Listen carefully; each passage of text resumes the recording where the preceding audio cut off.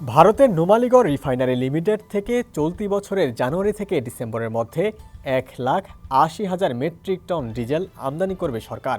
এতে খরচ হবে 1,461 কোটি 76 লাখ টাকা। মঙ্গলবার সচিবালয়ে অর্থ উপদেষ্টা ডক্টর সালেহ উদ্দিন আহমেদের সভাপতিত্বে অনুষ্ঠিত সরকারি ক্রয় সংক্রান্ত উপদেষ্টা পরিষদ কমিটির বৈঠকে এই তেল আমদানির অনুমোদন দেওয়া হয়েছে।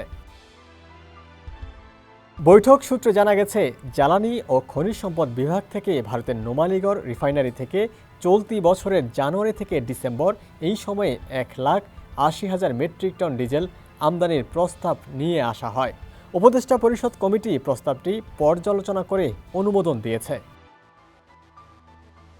জানা গেছে, বিপিসির 2026 সালের পরিশোধিত জ্বালানি তেল আমদানির প্রস্তাব 2025 সালের 22 অক্টোবর অনুষ্ঠিত অর্থনৈতিক বিষয়ক সংক্রান্ত উপদেষ্টা পরিষদ কমিটির সভায় নীতিগতভাবে অনুমোদিত হয়।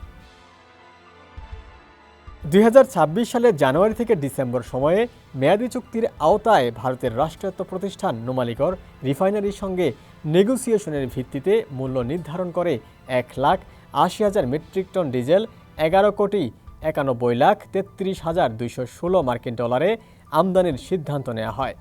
বাংলাদেশের মুদ্রায় এর পরিমাণ 1,461 কোটি 76 লাখ টাকা। ক্রিকেটার মুস্তাফিজুর রহমানকে আইপিএল থেকে বাদ দেওয়ার পরিপ্রেক্ষিতে বাংলাদেশে আইপিএল সম্প্রচার বন্ধ করা হয়েছে। এমন পরিস্থিতিতে ভারত থেকে কেনা ডিজেল আমদানি করা হচ্ছে। সাংবাদিকদের এমন প্রশ্নের উত্তরে বিদ্যুৎ, জ্বালানি ও খনিজ সম্পদ উপদেষ্টা মোহাম্মদ ফাউজুল কবির খান বলেন, নুমালীগড় থেকে ডিজেল আনার চুক্তি 15 বছরের। এই চুক্তি আমরা করিনি, এই চুক্তি অনেক আগের। সেই চুক্তির অধীনেই আনা হচ্ছে। ডেস্ক রিপোর্ট, সমকাল।